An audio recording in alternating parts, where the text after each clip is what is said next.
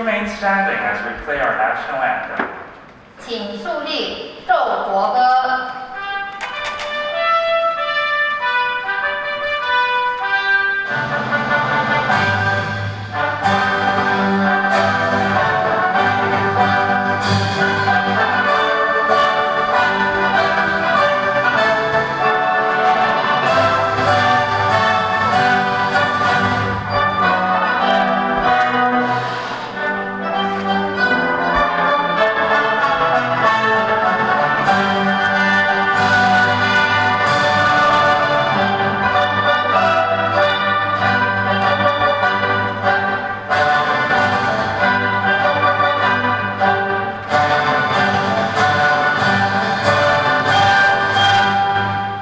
Please be seated.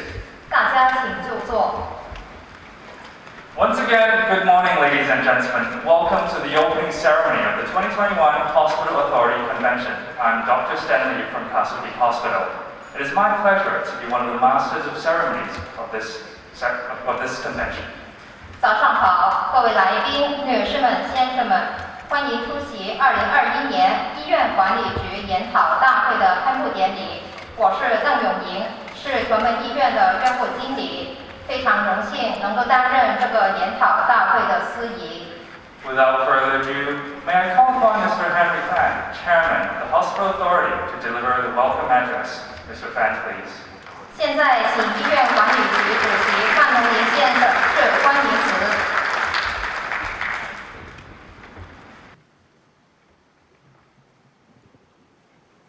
Chief Executive, Professor Chen, distinguished guests, colleagues, ladies and gentlemen, it is my honor and pleasure to welcome all of you to this HA Convention 2021. As you know, last year we had to cancel the convention due to the pandemic. This year, we are gratified that with the successful implementation by the government of effective anti-pandemic strategies, the fourth wave is now under control, and we are able to proceed as planned. This year, for the first time, we have decided to hold this convention in a hybrid mode, namely physical presence and online presence. Now, I wish to thank Minister Ma, Minister of the National Health Commission, for delivering us a pre-recorded congratulatory message.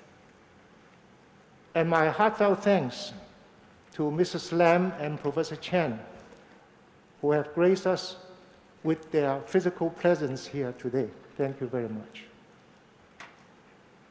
Last year, amid the COVID-19 pandemic hitting the globe, including Hong Kong, we had a difficult time fighting the pandemic.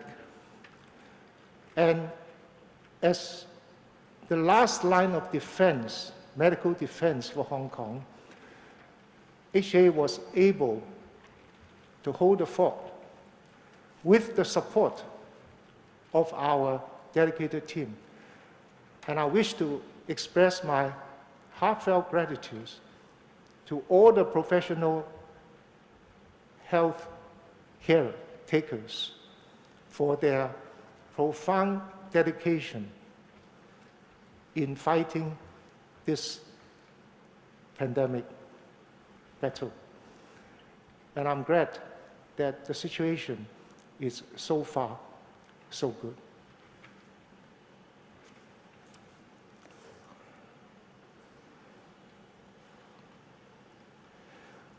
We are also deeply grateful to both the central government and the SAR government for their staunch support, without which it would have been mission impossible for HA. The facility, the treatment facility at the airport, as well as the temporary hospital, which has now been named the North Lantau Hospital Hong Kong Infection Control Center, have enabled us to concentrate our hardware and software in dedicated spaces to not affect as much as possible our normal services. Without these facilities, we do not believe HA could have held the fort as firmly as we did. So we are very thankful to both the central government and the SAR government for their relentless efforts in assisting us. I would also like to take this opportunity to thank the SAR government for their continuing support of the hospital authority. For the pandemic control, government has given HA a total of over 8 billion Hong Kong dollars. And in addition, despite the budget deficit occurring, government has still decided to increase HA's annual funding for this year by 4.7% to over 80 billion Hong Kong dollars. We are very grateful that government has done so, and we can assure government and the public that all our funds will be used prudently, fruitfully, and in strict adherence to corporate governance rules and regulations. The theme this year for HA convention is sustainability. HA has its 30th anniversary this year. We started in 1990. And in general, HA is so successful that demand constantly outstrips supply. And the situation is getting worse as we face an aging and increasing population. It also gets more challenging as public expectation of HA services continues to raise. And above all, it is worrying for us that our younger generation, younger in the sense of younger than me, those who are in their 45 to 60 have become more frequent users of our services as they incur chronic diseases. And therefore, we believe that the future of HA lies in our finding solutions to address this issue of sustainability of our public healthcare system. Now, the essence of sustainability, as one can imagine, is to balance demand and supply. So in our case, we would have to reduce demand as we increase supply.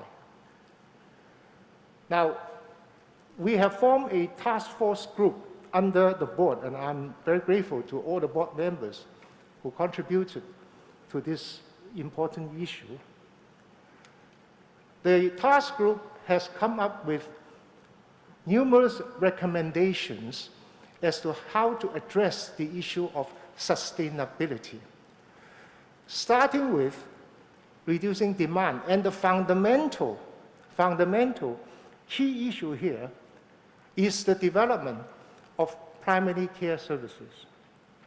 Now, I'm gratified that the government has actually taken initiatives.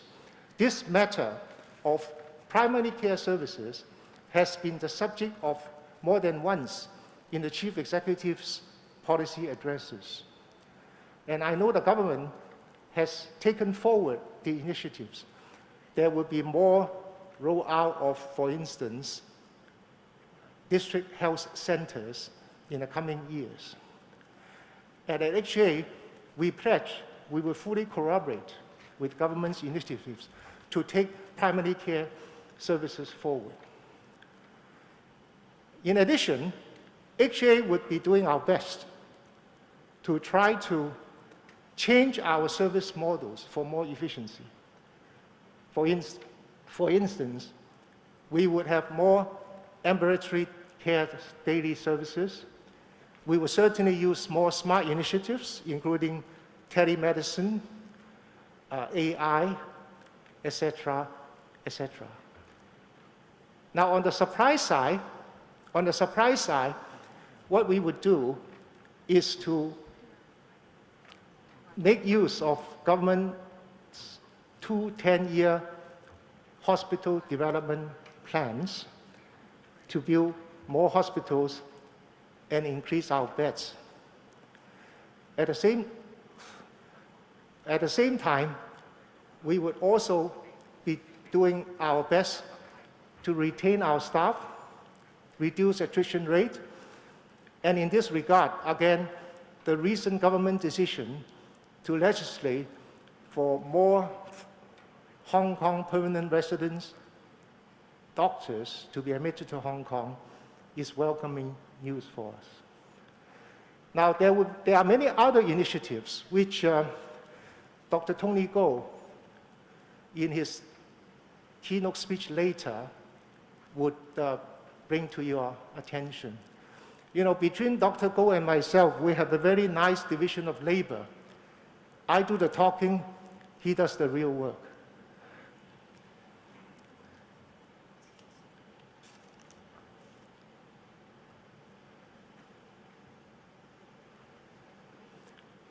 Lastly, this convention will be filled with speeches, talks from leaders in the industry all over the world, local and overseas. And I'm confident that all of you who participate will have a rewarding experience.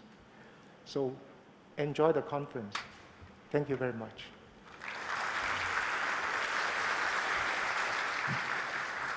Thank you, Mr. Fan. 谢谢范主席。 May I now call upon the Honourable Mrs. Carrie Lam, Chief Executive of the Hong Kong Special Administrative Region, to deliver her special address. 现在恭请香港特别行政区行政长官林郑月娥女士致辞。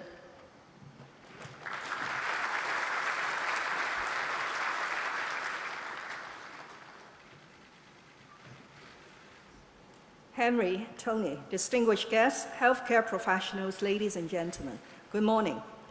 It gives me great pleasure to welcome you to this year's Hospital Authority Convention.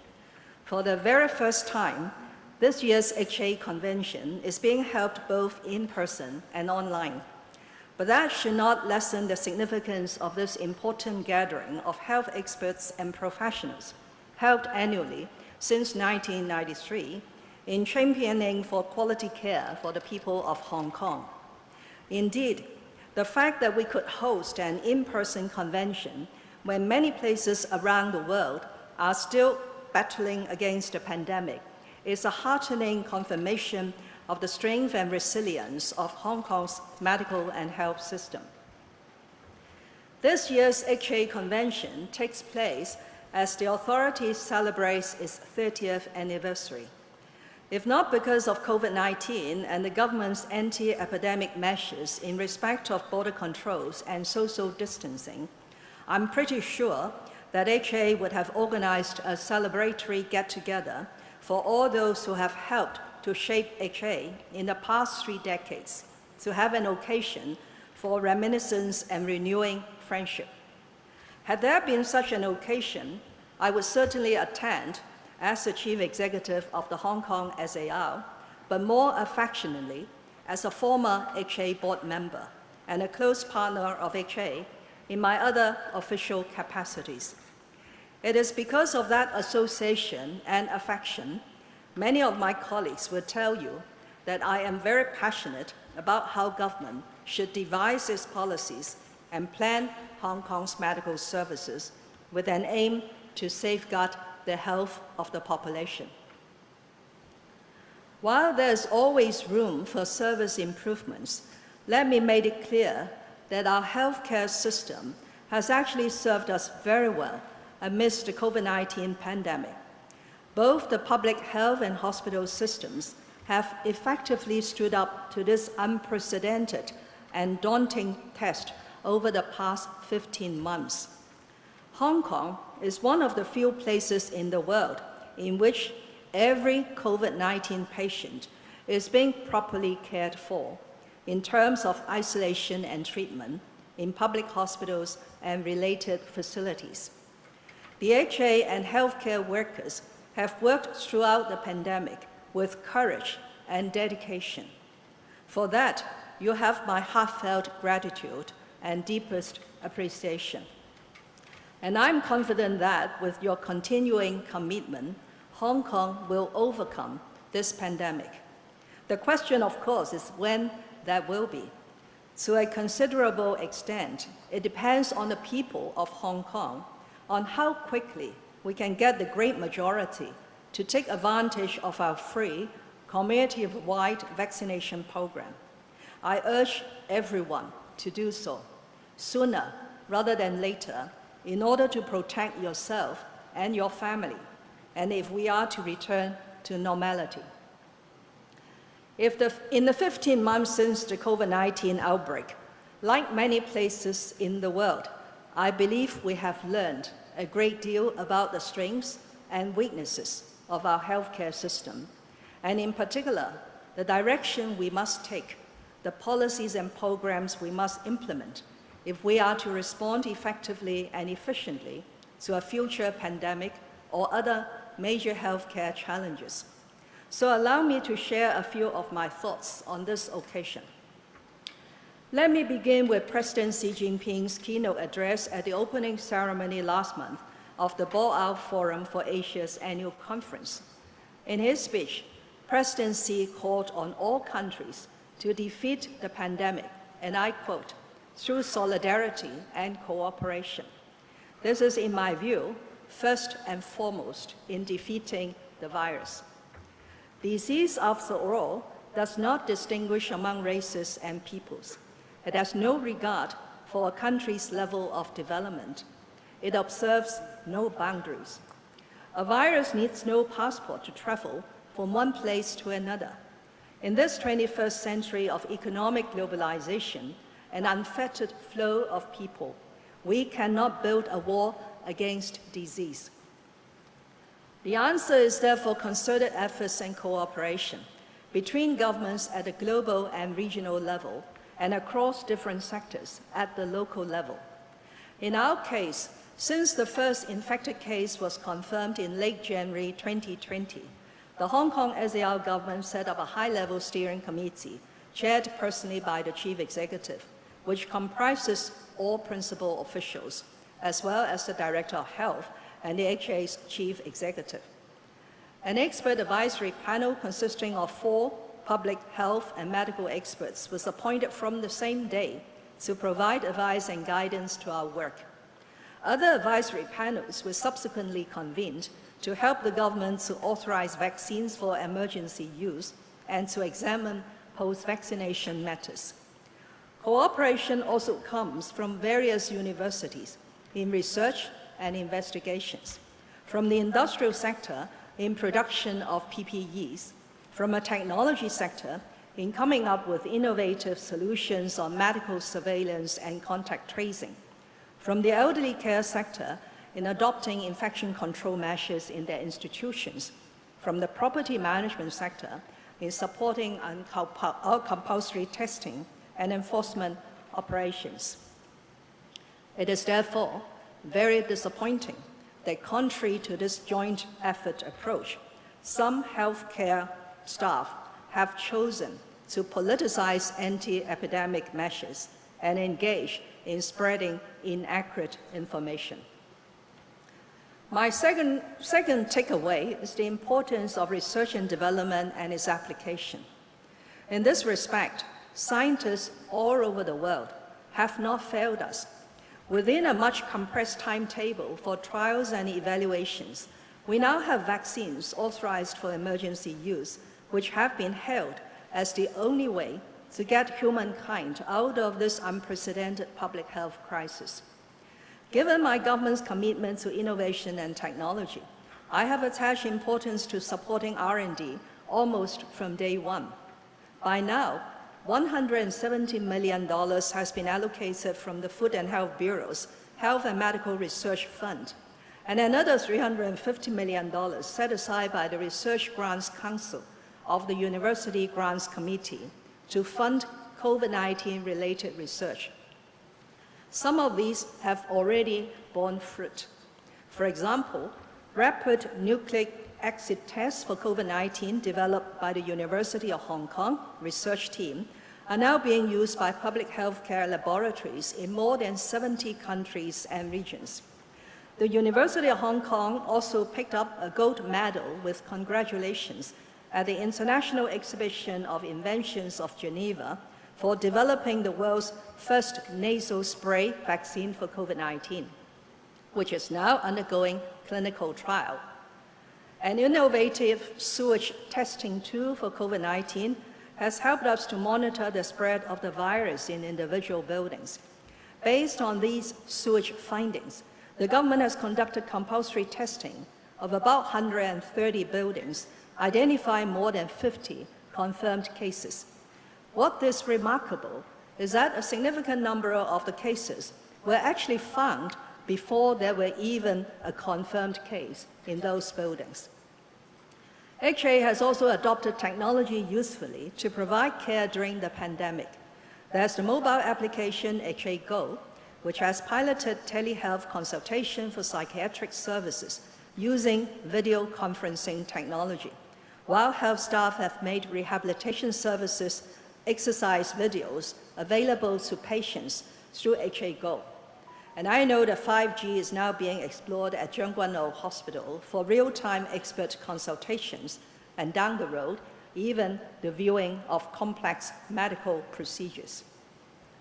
My third observation is that with more and more Hong Kong people moving to work and live in the Greater Bay Area mainland cities, instead of requiring these HA patients to come back to HA hospitals to receive service, which has been impeded by the boundary control measures, innovative arrangements have to be found.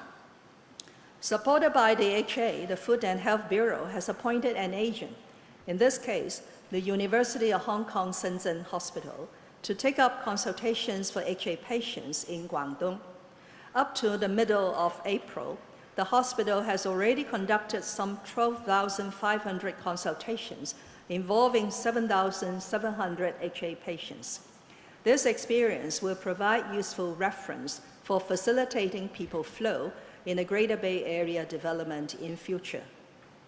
Finally, we have to recognize that COVID-19 pandemic hit us at the time when Hong Kong was still haunted by anti-central government and anti-Hong Kong SAR government chaos and violence since June 2019. One painful experience we have had in the fight against COVID-19 is how destructive misinformation could be. Despite that public safety is at stake, a small group of people have repeatedly sought to undermine our anti-epidemic efforts, including distorting the purpose of the Universal Community Testing Program last September, or slandering mainland vaccines. To counter that, my government has been highly transparent about our anti-epidemic initiatives and programs, and will continue to promote objective understanding through various means, with a view to restoring and building trust in our community. It is through such trust and professionalism that we will overcome this challenge together. After we have dealt with COVID-19, we still have much to do to strengthen our public health system to tackle the long-term challenges. In recent years, the government has increased investment into this system to serve the people. For example, a special funding arrangement for the HA has been put in place to reflect the pressure arising from aging of the population. As a result, recurrent subvention to the authority has increased by almost 30% over the past 3 years, amounting to 80.7 billion in 2021-2022, In addition, through 2 successive commitments, a total of $500 billion has been set aside for upgrading and expanding our medical and health facilities. This includes 2 10-year hospital development plans, which together will provide an additional 15,000 beds, representing an increase of about 50% on top of the existing 29,000 beds in the authority and related hospital facilities. With enhanced hardware, we need to have sufficient manpower. It is no secret that Hong Kong has been facing serious shortage of doctors, especially specialty doctors, and such shortage has resulted in tremendous workload for our existing doctors, especially those in public hospitals, and in long waiting time for patients. Despite an increase in medical student intake into the 2 local medical schools, we have to accept that this alone will not be able to solve the problem, which is imminent. That is why I announced earlier this year that we will put in place an alternative pathway for the admission of non-locally trained doctors who are Hong Kong permanent residents to serve in public institutions. The bill to amend the medical registration ordinance for this purpose will be ready later this month, and I appeal to our medical fraternity for their support. Ladies and gentlemen, this year marks the 30th anniversary of the Hospital Authority. I know I speak for the people of Hong Kong when I say that the authority and its some 84,000 staff have served Hong Kong people well. I take this opportunity to congratulate the Hospital Authority on its continuing achievements and sincerely hope that through solidarity, cooperation, innovation, technology, communication, and the building of trust, we can all look forward to maintaining high-quality healthcare for our people. I wish you all a very rewarding HA convention and a year blessed with good health and happiness. Thank you very much.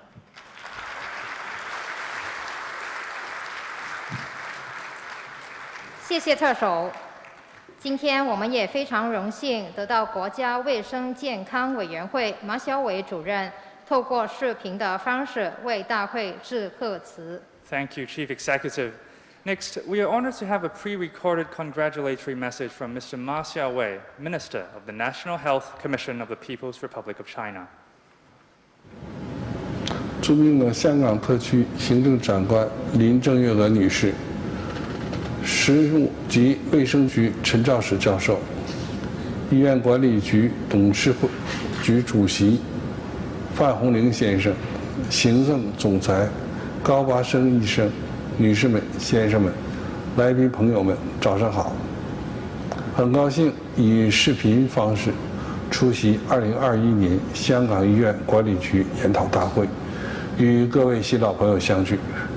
我谨代表国家卫生健康委对大会召开表示热烈祝贺，向出席会议的各位代表及香港医管局全体同仁致以诚挚的问候。面对突如其来的新冠肺炎疫情，习近平主席亲自指挥、亲自部署，坚持把人民生命安全和身体健康放在第一位，领导全党全国各族人民打响了疫情防控的人民战争、总体战、阻击战，疫情防控取得重大战略成果。疫情伊始，果断实施严格防控措施，不断完善防控和救治方案，举全国之力支援湖北武汉，最大程度提高治愈率，降低病亡率，坚决打赢武汉和湖北保卫战，取得决定性成果。疫情防控转入常态化后，及时调整防控策略，实施分区、分级、差异化精准防控，先后发布了73类防控指南和55个技术方案，坚持人物同防，加强重点地区、重点场所、重点人群和关键环节防控，有效处置局部地区发生的聚集性疫情，将疫情对人民正常生产生活和经济社会发展的影响降到最低。新冠病毒疫苗上市使用以后，突出重点地区和重点人群，稳妥有序组织疫苗接种工作，确保接种安全，已累计接种超过2亿剂次。中央政府始终高度关注香港疫情，高度关心关怀香港人民健康福祉。在香港特区政府领导下，香港社会凝心聚力应对4波疫情，采取外防输入、内防扩散防控策略，严格各项防控措施，努力切断社区传播链，并积极推进疫苗接种。医管局全体医务人员持续奋战在抗疫一线，做出重要贡献。在中央统筹部署下，我委积极协助特区政府提高核酸检测能力和救治能力，多次组织内地有实战经验的防控救治专家与香港同仁开展技术交流。香港具有成熟公共卫生体系、优质医疗资源和高水平的卫生人才队伍。在特区政府指导下，经过不懈努力，目前香港每日报告新增病例回归低位，期待香港早日实现清零目的，恢复与内地的正常人员往来。2021年是我国现代化建设进程中具有特殊重要的一年，我委将立足新发展阶段，全面推进健康中国建设，努力全方位、全周期保障人民健康。一是毫不松懈抓好疫情防控常态化工作，坚持常态化防控和局部应急处置有机结合，认真落实外防输入、内防反弹各项举措，严防出现聚集性疫情和散发病例传播扩散，加快推进新冠病毒疫苗接种工作，不断提高疫苗接种率。二是深化医药卫生体制改革，加强疾控体系基础设施和能力建设，加大构建强大的公共卫生体系，推进公立医院高质量发展，坚持中西医并重，实施中医药振兴发展重大工程。三是积极应对人口老龄化，聚集一老一小，增加托幼服务供给，推动老年健康服务体系建设和医养结合发展。四是做好健康扶贫成果与乡村振兴有效衔接，持续推进脱贫地区乡村医疗卫生服务体系建设，提升县域医疗服务能力，加强全科医生和乡村医生队伍建设，着力解决制约基层发展的人才问题。五是持续推进健康中国行动，牢固树立大卫生大健康理念，深入开展爱国卫生运动，大力倡导文明健康、绿色环保生活方式，加快推进以治病为中心向以人民健康为中心转变。女士们、先生们，今年适逢中国共产党建党100周年，具有重大政治意义和历史意义。在卫生健康领域，我委将一如既往加强与香港业界交流合作，发挥香港独特优势，促进两地卫生健康事业融合发展。一是继续共同做好疫情防控，支持两地卫生行政部门及业内专家加强疫情信息通报、技术交流和经验分享，慎终如始，全力做好外防输入、内防反弹各项工作，有力有序推进新冠病毒疫苗接种工作，巩固来之不易的疫情防控成果。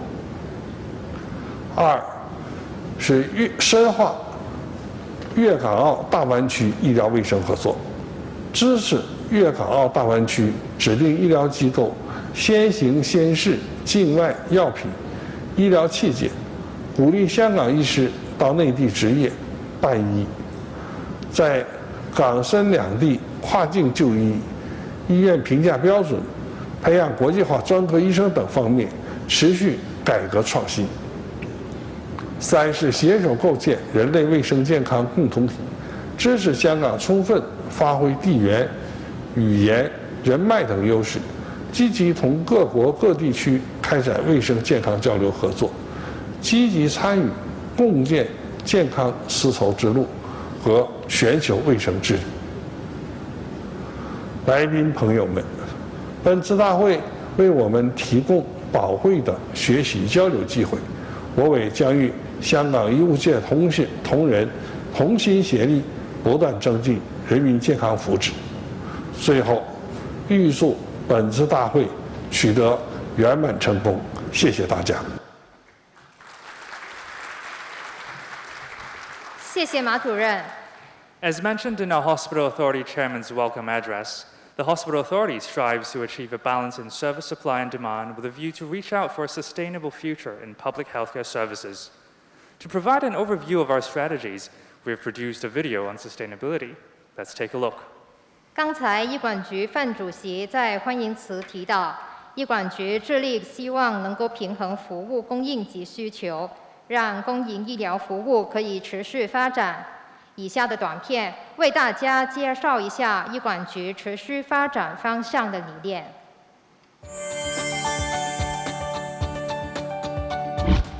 醫院管理局自1990年成立以嚟，一直致力提供優質嘅公營醫療服務，獲得世界各地嘅高度評價。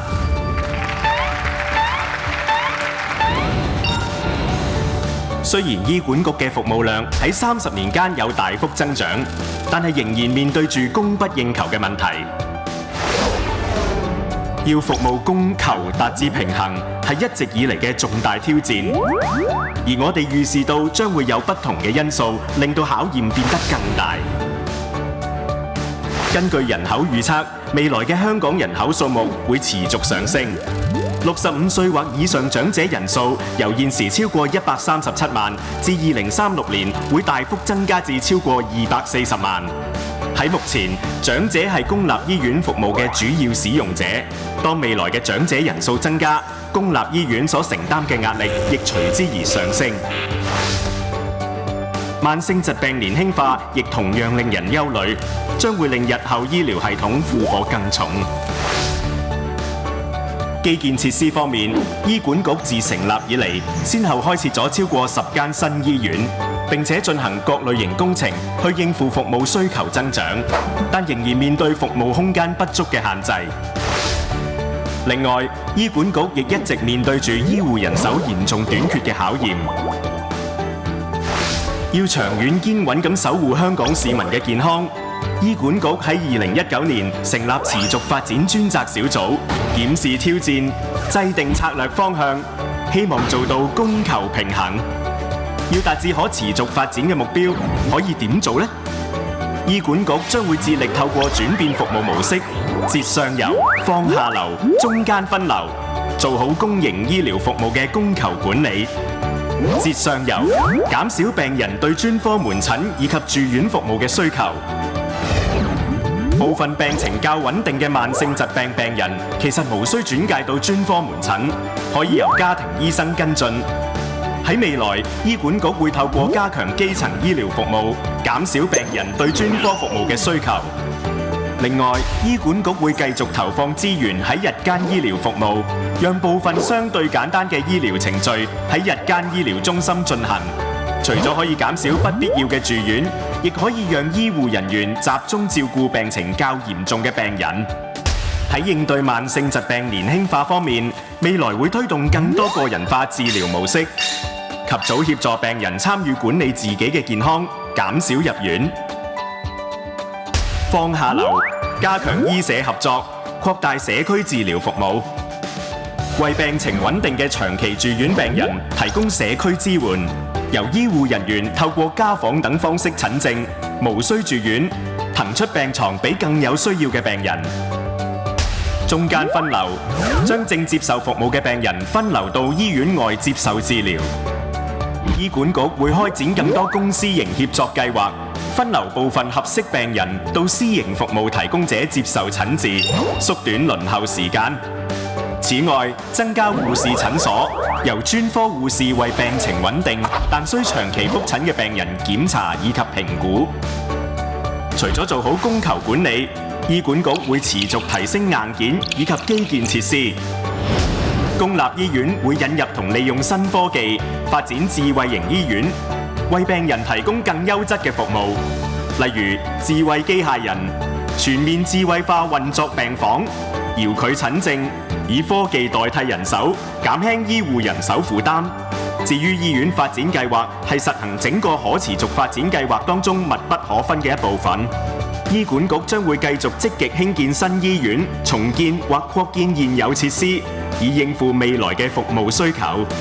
最後，亦係最重要嘅一環，就係人才管理。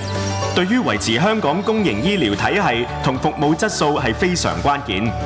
醫管局除咗會繼續全力招聘全職同兼職醫護人員，亦會推出更多措施，例如加強或優化福利、改善晉升階梯、設立有系統嘅培訓機制，以挽留各職系員工，減低流失率。除咗已提及嘅各項方案，醫管局不斷從各方面着手，發展及落實更多措施，以達至可持續發展嘅目標。喺過去30年，感激沿途有大家一同邁步向前。醫管局嘅可持續發展，實在有賴政府、醫管局同事、病人、社區各界人士嘅支持。未來，我哋需要大家繼續攜手，結伴同行，共創可持續未來。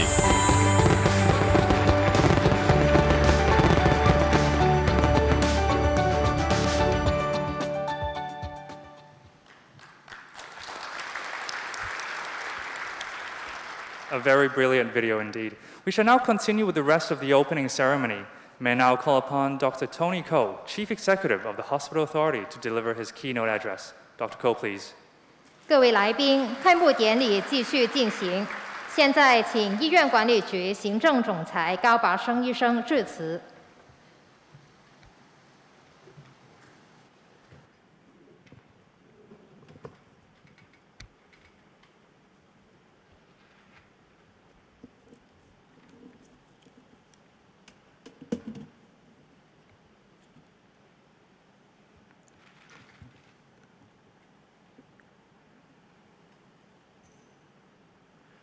Chief Executive, Professor Chen, Mr. Fan, distinguished guests, ladies and gentlemen, good morning. It is my greatest pleasure this morning to welcome you all to the 2021 Hospital Authority Convention. Last year, we reluctantly have to cancel the HA convention because of the COVID-19 pandemic. This year, thanks to technology advancement, as well as the dedicated effort of the support team, I'm very glad that we are able to launch this flagship program each year to have our HA convention in a hybrid model for the very first time. Despite the limitation in the cross-border travel, this year we are very glad to see that we have over 50 eminent speakers, experts, both locally and from overseas, to join us today and also tomorrow to share on the various aspects of healthcare. I would also like to thank our mainland and Macau counterparts who are joining us online this morning and share with us our different thoughts. My heartfelt gratitude in particular goes to Minister Ma of the National Health Commission for his thoughtful arrangement in delivering his congratulation message to us through the video which we saw just then. This is the first HA convention that I joined after assuming the role of the Chief Executive of HA in 2019. I'm excited to see that the convention provides a very important opportunities for us to share our medical knowledge as well as new ideas so that we can deliver better services to our patients and to the community. This year, HA is celebrating its 30th anniversary. Confucius once said, "A person should be able to establish oneself at the age of 30. In Chinese, we say 30 了. I think it is indeed an opportune time for us to reflect on our previous experience and to plan our future ahead. Today is a special occasion. I would like to quickly travel with you through the time, to look back at our past, to take a snapshot at our present, and take a glimpse of what we are going to have in the future. As we stroll down the memory lane, I'm sure many of us can recall the days in the 1970s, 80s, and probably in the 90s, when the public hospital system is under tremendous pressure. I still recall the days in those times where there are very high service demands, a lot of expectation from the community. Actually, it's at this backdrop that the Hospital Authority was established in 1990, and in the subsequent years, in 1991, take over the management of all the public hospitals. Our chairman, Mr. Henry Fan, just then pointed out to you of the importance of maintaining a balance between the supply and the demand. And from this graph, you can see that the demand has been escalating significantly in the past, and it will continue to further escalate in the future. You can see that our A&D attendance has increased by more than 150%, and likewise, we have a more than double of outpatient attendance in the last 30 years. What's more, adding to this is not only the numbers, but also the complexity of the disease. Actually, in the last 30 years, we will know that with the advancement in technology and treatment, the management and treatment is very different today when compared to 30 years ago. I still remember talking about stroke as an example. In the early 1990s, when we saw an acute stroke patient, it is relatively simple when we think about it in those days. The mainstay of treatment at that time is to give an aspirin. We arranged some rehabilitations, but unfortunately, many patients end up with significant disability at that time, despite being treated in our tertiary hospital centers. But nowadays, in the last 30 years, there has been tremendous advancement in the technology. Today, if a patient with acute stroke goes to the hospital, they will receive ultra-urgent imaging, high-technology imaging, where you can see the vessels, the infarcts very clearly. They will be attended by a multidisciplinary expert team. We will perform reperfusion therapy, including intraarterial thrombectomies. And of course, we have dedicated multidisciplinary team to provide rehabilitation at the very beginning of the hospitalization. And with all this, we are able to provide even better patient outcome. Over the past 3 decades, HH holds steadfast to its mission of providing high-quality, patient-centered healthcare services to our patients. We have put in place many important initiatives, both in terms of hardware as well as software, as you will see in the coming slides. You may not believe this. I still sometimes dream about the days when I was a junior doctor working in the hot, humid hospitals, and of course there was no air conditioning in those days, and we have to dig through the various piles of papers and records to find the lab results, so that some of the professors who are sitting here this morning will ask me for the lab result and I can't find it. Unfortunately, we are not always successful to find the lab results in those days. Of course, things have been changing. We have been moving towards the development of smart care with smart hospital projects, and we will continue to do so in the coming years. And of course, I wish to take this opportunity to thank our predecessors who dared to dream big. We now have our CMS system, we now have filmless radiology. All these are very important and great initiatives. I'm really glad to see that this pioneer spirit continues in HA and continues to grow, and there are many more innovative ideas that are budding. And many of our dreams today, I believe, will become reality very soon. Throughout the history of HA, we have been facing profound impacts of escalating service demand. We have a growing and aging population, and also, as Mr. Fan mentioned, an increasing number of people with chronic disease. And more worrying is not only from the aging population, but also from younger ones like ourselves, which are actually middle-aged people. If we look at the latest figures from the government projections, we will notice that the Hong Kong population will continue to increase, and in particular, our elderly population will increase from 18% to 30% of our population. Elderly people generally require more healthcare services, and they attributed to about 50% of our A&E and patient days, as well as 1/3 of our general bed utilization rates and outpatient services. The escalating service demand, as I mentioned just then, is even more complicated with the increasing prevalence of chronic disease. Many of the middle-aged citizens will be going to have more and more chronic diseases. According to the latest projections, you can see that the number of patients with chronic disease will increase from 2 million to 3 million really soon. And if you look at this slide, you will notice that some of the diseases, in the old days, we won't call them chronic diseases. For example, cancers of colorectal, liver, lungs. Usually, in the old days, we always say that the life expectancy is very short. But now with the advances in therapy and treatments, they all become chronic diseases. Some patients actually can come back 10 years later and they're still managing well. So this, on the one hand, is a very encouraging result, but on the other hand, we also significantly increase the demand to our services. The good news is, through the various measures we've done throughout the years, we have been able to decrease the utilization per capita of elderly inpatients and day patients by around 12% in the last 10 years. However, coming with this good news, we also noticed there has been a 21% increase in people in the middle age that demands our service per capita at around the same time. That's why we foresee that the balance will tilt towards this increasing demand of chronic disease among the middle age that is going to cause a big impact to our public healthcare services.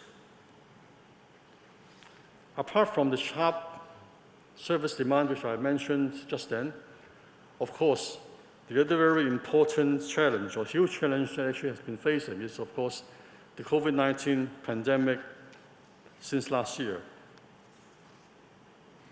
Following the outbreak of the pandemic last year and the activation of the emergency response level in all hospitals, we reluctantly had to suspend or postpone quite a number of non-emergency services so that we can reserve both the manpower and the facilities to take care of the various waves of COVID-19 patients. Thanks to the support from the government and a dedicated team in fighting the virus, despite we have been hit by different waves of COVID-19, now I'm very happy to tell you our service have by now largely resumed to our usual levels. Nonetheless, the numbers of previous service suspensions has inevitably created additional burdens to our already long waiting time. To a certain extent, if you look back at the history of HA, we have the experience of dealing with different infection outbreak threats in the past. From the early 1990s, we have the bird flu, and of course, afterwards, the human swine flu, and most of us, actually all of us, will remember the SARS in 2003. After the SARS experience, we have reinforced closer collaborations with various colleagues, in particular, colleagues from the Department of Health, the Center of Health Protection, and various other sectors, including private hospital sectors. And also, we have also further enhanced actually infection control facilities and our emergency response systems. Actually, with this foundation, when we're faced with the COVID-19 pandemic this time, and very importantly, with the special thanks to the strong support from the central government as well as the Hong Kong SAR government, we have, in response to the COVID-19 challenges, established the community treatment facilities at the Asia World Expo, which you can see in the slide today. In addition to that, we have also opened now the North Lantau Hong Kong Infection Control Centers earlier this year. With the concerted efforts of our colleagues and the support from colleagues from various government departments and various sectors, we are able to operate these additional facilities within a very short time. Actually, if I recall correctly, it's actually around within a month that we are able to start operation to different extents. And with these facilities with us, I can tell you that we are much more confident that we are able to tackle the COVID-19 pandemic effectively. And also, no doubt that these facilities has greatly strengthened our capability to fight the COVID-19 virus. The strong support of the government has always been the most reliable backer in the public healthcare services. I would like again to take this opportunity to express our sincere gratitude to the government for according high priority to healthcare services in both its funding and policy initiatives.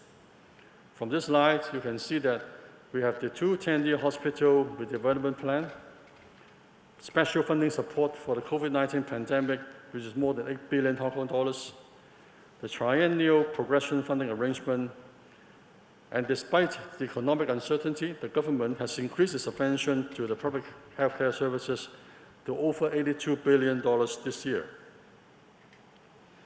Looking ahead, the rapid growing demand will quickly outstrip supplies, as mentioned by our chairman, and all the facts and the figures that I showed you just then. So we foresee that we are going to face a great sustainability challenge. To that, I'm truly grateful that under the guidance of the HA Board, a special task force was established in December 2019, which was led by the chairman himself and the strong support from all the board members that we critically examine the major sustainability challenge and to formulate a number of strategic directions for HA to take forward in the coming years. From the video just then, I believe you already have a glance of the sustainability of all the works and directions we are going to take forward. All this will be a mammoth task, and we know the implementation of all these measures to maintain a sustainable is not going to be easy. But we know that if we change nothing, nothing will change.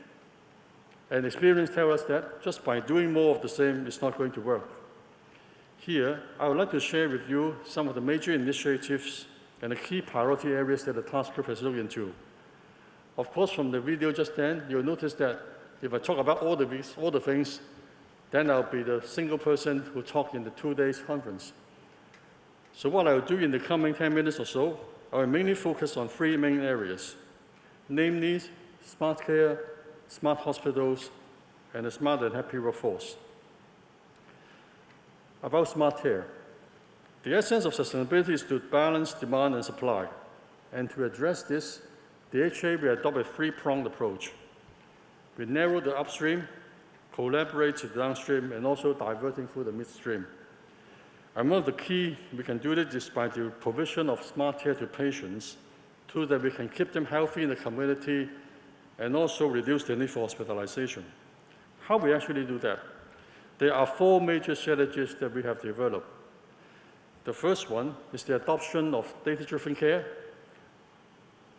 which helped us to be able to develop personalized care for our patients. And of course, at the same time, we need to promote ambulatory care as well as enhance community-based services. So how we can adopt data-driven care? One of the strengths of HA is that on disease prevention, and with the CMS, our clinical management system that we have developed, I think, more than 2 decades. In the CMS system, we have a myriad of clinical data that give us a great opportunity to leverage on big data analytics so that we are able to provide both predictive models as well as proactive care for our patients. One of the successes we have in the past is the development of the Hospital Admission Risk Reduction Program for Elderly, or HARP in abbreviation. It was developed about 10 years ago, and at that time we are able to greatly reduce the demand for hospital care with this prediction model and also the subsequent intervention. Riding on this success, we are now building various predictive risk model and intervention, 2 of which I will share with you today. The first one is the E-frailty index to identify high-risk patients. From this slide, I know that this slide looks like something we make up from a computer, but it's not true. Actually, this E-frailty index is already in place. And what we are doing is we use this index to stratify elderly patients so that we can provide appropriate care for them with appropriate intervention, specific care plans in specific care settings. From the slide, it is supposed to be computer screens. I hope you can show that. And from the computer screens, in future, you'll be able to see the various status of the patients. We have selected some of the clinical characteristics, some of the socio-economic factors to make up this E-frailty index. Actually, all these data are already in our systems, and some of the data will be entered in the day-to-day operation of our wards, so that the clinicians will be able to devise individualized care plan for the patients when they look at the patients individually. Talking about personalized care, it is very important that the risk prediction model can tell us who are the people at risk and stratify them individually so that we can take the personalized treatment for them. For example, in the lower part of the triangle, you can see that for the majority of relatively well elderly, we only need to provide them with supported self-care. For the one in the middle, who have some chronic disease, but on the whole still stable, chronic disease management is the key. As we have said many, many times before, prevention is always better than cure. And for the relatively small number of high-risk complex cases, of course, they will need more specific case management. The same applies to the younger patient group. Here, I share with you a program we have been done again for more than 10 years on diabetes mellitus management, on DM. We know that many both elderly people and younger middle-aged people have diabetes mellitus. Many of us remember this risk assessment and management program, the RAM program, where we've been doing for a number of years. We now actually each year, we provide complication screening assessment for more than 200,000 patients every year. For them, we do a risk assessment, provide complication identifications, and targeted interventions if they deteriorate, or if there are signs that they are not doing so good. Very convincing data have shown that these patients, they are able to achieve better disease control in terms of both glycemic control, blood pressure control, lipid control, and obviously better clinical outcomes eventually. Based on this success, we are now developing an even better model. With a data-driven care, we are now building with the various inputs you can see on the slides about the demographics, comorbidities, selected clinical data, both laboratory and clinical measurements. Through a machine learning model, we are able to have very precise prediction probabilities of the various clinical outcomes, like mortality, heart failure, chronic kidney disease, etc. And of course, we hope that through all this intervention, we will be able to provide early intervention, personalized care, and very importantly, patient empowerment, because we know that for chronic disease, the best way is for the patient to take care of themselves. We know that DM patients in particular, they are worried about all the complications, the heart disease, and for kidney disease, the ultimate nightmare of end-stage renal failure and dialysis. We hope that through all this intervention, we are able to prevent or to delay this from happening. To collaborate downstream, I want to talk about ambulatory care. In the coming years, we will try to reorientate HA service so that we become less reliant on inpatient care. For those interventions that can be performed in ambulatory care settings, we'll try to divert them by concentrating some of the facilities. For example, in this case, you will see we plan to concentrate the diagnostic imaging services in the ambulatory setting. In support with technology with teleradiology, off-site reporting, cross-cluster management, we were able to divert or decongest the inpatient need. To divert midstream, empowerment of patients with self-care and keeping them healthy in the community is another key. For instance, we are now using the mobile apps, the HA Go, in various settings to help patients to record the self-monitoring parameters. This includes relatively simple parameters like the BMI, blood glucose, blood pressure, etc., to the more complicated ones, on even data on peritoneal dialysis can be recorded in the various modules of the HA Go applications. Patient education information can be prescribed in the forms of e-pamphlets, videos, soundtracks, etc., to provide individualized intervention to the patients. We will continue again to strengthen medico-social collaboration, because this is the way we can minimize the reliance on hospitalizations. By having better and strengthening the collaboration with our community partners, we hope that more patients will be able to stay in the community where we think the care will be better, closer to their home, and also better prevention and primary health care. For example, we have been delivering rehabilitation services and programs in district health centers. With more district health centers opening in the coming 1 or 2 years, we hope that we can, on this area, to have even greater collaboration. And also, we have piloted in some OH home at the end-of-life care programs for our elderly patients.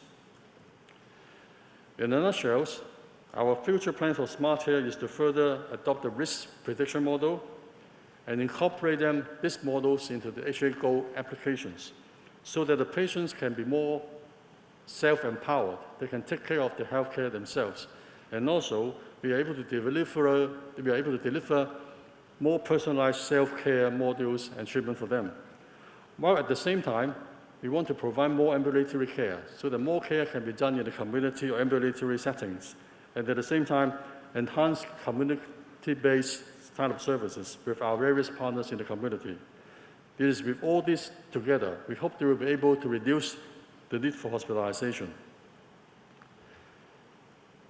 The next area I want to talk about is about smart hospitals.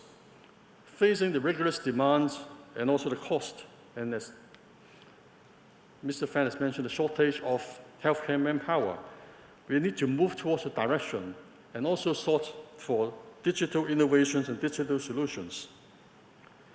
This slide shows you the various products, all the modules, all the digital healthcare capabilities within HA.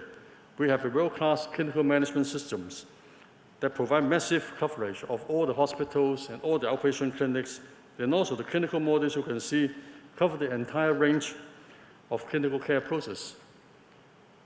There are many abbreviations in the slides which I don't expect you to be able to understand.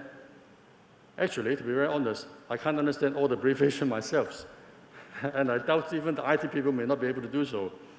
The reason is because if you look at the yellow circles, they show you that our system has been built throughout the years to serve different purposes.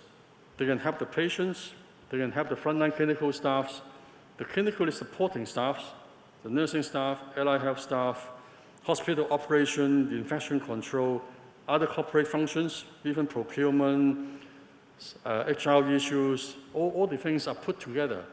And also importantly, I want to draw your attention to the right side of the screens. We also, with the support of the government, has been working with other institutions outside HA.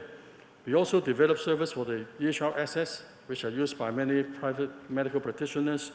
The CIMS tool is for the Department of Health. The DHC is, of course, for the district health centers, various PPP and various programs, and even private hospitals, laboratory systems. I would say the beauty in this is, with the team doing all these things together, we will be able to have better interlink and transfer of information so that the flow, because the patients will not limit themselves to only one sector. They will go from private to public to DH to various sectors, so that with this system in place, we have been able to provide better linkage. And if you look at the slides, the blue ones are already there. So the vast majority of the system is already in place. And throughout the years, we are building even stronger system, and we will continue to do so. Actually, with all this foundation and leverage on this solid development, we will be able to take our digital health to an even higher level, as you can see our dreams in these slides. In essence, the smart hospital strategies we aim to, of course, enhance our digital capabilities. It helps us to be able to develop new models of care, new models of healthcare deliveries, because as I said, we know if we're just doing more of the same, it's not going to work. And through this process, we hope we will be able to improve, very importantly, patient experience, our staff experience, so that we're able to engage in better care, of course, provide better support to our both clinical and non-clinical staff. To develop smart hospital strategies involve a very complicated and wide-ranging transformation process, which changes not only service delivery, but also workflows in many key areas. So we need to engage a lot of staff to have a lot of participation amongst our colleagues. And to take this forward, we will start off by having 3 designated hospitals, namely 天水圍 hospitals, 將軍澳 hospitals, as well as Queen Elizabeth hospitals as our pilot hospitals. What we will do is we will develop and deploy a comprehensive suite of smart hospital products at the early stage, so that in these hospitals, despite the products are still at a relatively early stage, we'll try them out. And hopefully, we will be able to further enhance the models, the various programs, so that we can further fine-tune it and deploy in another hospital as soon as it is ready. And actually, it is a continuum, and we have been doing that for quite some time now. I'm sure you will hear a lot more about our smart hospital and smart initiatives in the coming 2 days. Here, I would like to share with you just a few examples. From this slide, you can see from the clinical front, we already have a relatively mature and adopted an artificial intelligence AI model to read the chest X-ray. With the AI model, we are able to read many, many more X-rays when compared to using the human eyes and experience. We have also, as I mentioned, developed various mobile solutions, various telecare, including teleconsultations, telerehabilitations, teledrug, telemonitoring, among many other things. And as mentioned just then, the one-stop patient mobile apps, the HA Go, provide easy electronic access so that patients can use their smartphone to access various HA services, receive important health information, and of course, receive personalized basis information for himself or herself. On the hospital operation levels, we have also established the first hospital command center in Queen Elizabeth hospitals. With this setting, we have bring together key hospital operation information within the same location in the same room, so that colleagues in the hospital can, in this single location, monitoring and review and manage various functions within the hospitals, like the bed capacity, the people waiting in the A&E, the people that are waiting for discharge, going back to OH home, the transport arrangement, etc., etc. This is very important first step we have taken, and hopefully we will be able to roll this out in other hospitals in the longer term. We have also tried various robotics, from the more back-end things like cleaning robotics, delivery robotics, and the more front-end like the ward assistant in the ward that we have been tried in 天水圍 hospitals. As we learn from these pilots and refine the smart hospital products, I trust we will be able to seamlessly incorporate them all together so that we are able to further improve our patient and staff experience. This slide provides with you a smart hospital blueprint. I know there are many small words, but I can assure that the vast majority of them are already in place and has been in operation for quite a number of years.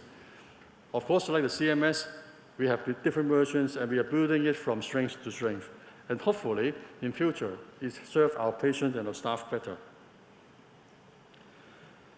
In order to enable us to move towards the direction of sustainability, not only with this smart care, smart hospital, and of course, more importantly, a smart and happy workforce. In the HA, we now have over 80,000 staff, so human capital is always our greatest asset. And this is, of course, one of the emphasis and one of the focus when the task force for sustainability is looking into how we are going to take forward. We are developing digital workplace for our colleagues, which is more personalized, easy to access, and with connected IT capabilities. The development focus will be mainly on paperless, personalized, and peer-friendly. For the colleagues in the room and also in the Zoom and online, most of you, I believe, have already tried the HR app, which I understand has been used by over 80,000 staff within HA. Now, with the HR apps, we have been able to perform quite a number of usual day-to-day functions, from relatively simple tasks like applying, approving lists for procurement, applications, etc. And of course, with the COVID-19 coming, we have developed new initiatives to help us to deal with COVID-19. With the HA chatbot, our colleagues is now able to use not only receive matters like FAQ on COVID-related matters, but also our colleagues can book vaccination appointment through the HA chatbot. They can make vaccination records on HA chatbot. And most recently, starting from this week onwards, our colleagues is able to record their COVID-19 antigen test results through the HA chatbot as well. It is with all these convenience IT capabilities that help us to be able, for colleagues, to perform functions much easier and in a more efficient manner. Apart from the initiative I mentioned just then, we also target to explore more innovative measures to transform our whole HR strategies, in particular, to better meet the needs and expectations of the new generations. Traditionally, in the old days, when we were first graduate, I recall most of the healthcare professionals, they do things in a very focused way. All they want to do is perform highly specialized, highly task-orientated, one-track mind type of career development. But nowadays, in order to optimize agility, flexibility, and versatility, we are going to explore new career options for our colleagues, in particular the younger generations. We know that they want to be empowered with training so that they can develop multiple talents and also multiple roles in the workplace. Staff well-being and effective communications are always important in building a happy workforce. We will continue to enhance effective communication with staff by strengthening staff engagement through the various well-being programs that include, among other things, we will have different strategies in the coming year to build a harmonious workforce environment and reinforce a caring, trust, and respect culture within HA. HA has been facing huge challenges in the past years, and now we have the unprecedented COVID-19 pandemic. While we know that we may not have the magical solutions to solve all these challenges ahead, we have strong resolve to provide best care for our patients. With the strong support from the government and the guidance of the HA board, as well as a dedicated workforce and close partnerships with the various stakeholders, I trust that we can together successfully move forward to provide a sustainable healthcare services to help people to live a healthier and happier life. Thank you.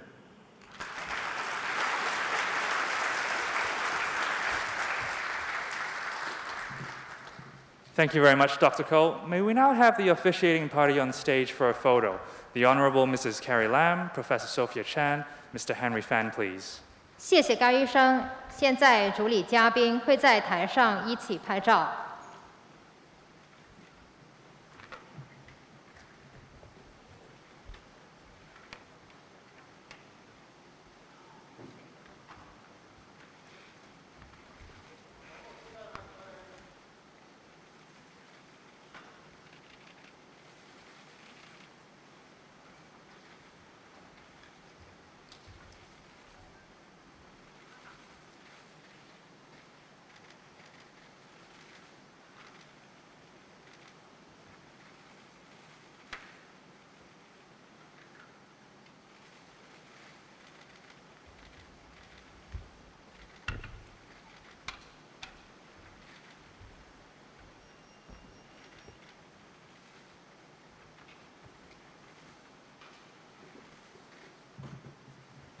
Thank you very much. Ladies and gentlemen, the opening ceremony is now coming to an end.